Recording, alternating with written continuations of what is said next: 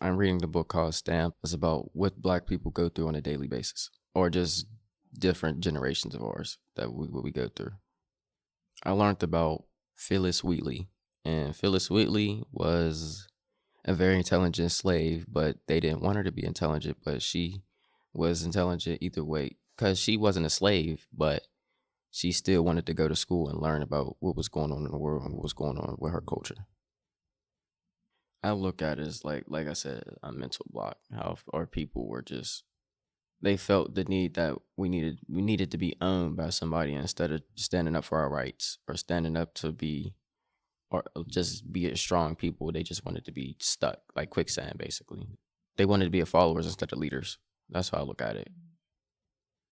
It all started when our people were just because it talks about it in the Bible that our people were just like not knowledgeable. They wanted to just worship other false gods and do whatever they wanted to do. And I guess God was like, since y'all want to follow other gods, then y'all just going to be owned by the world or by people that wanted to own us basically. So now we're stuck in a predicament that we just have a mental blockage. Now in this generation, we have a mental blockage, but back then we were getting beat and just getting owned.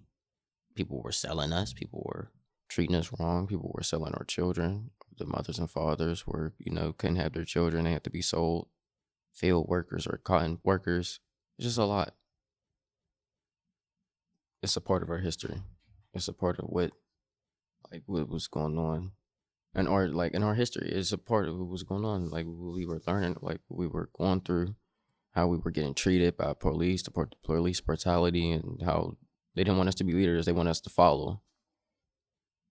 I would like to say that, have similarities with Phillis Wheatley, because I wanted to have one opinion that Phillis Wheatley and Trayvon Martin. They thought Trayvon Martin was a thug because he had a hoodie on, and then they thought Phillis Wheatley was slow and dumb, but she really wasn't. She was actually very, very smart. And I could just compare those two, and it's like he's not a thug and she's very intelligent. So I could compare that to those two. Like it's comparable.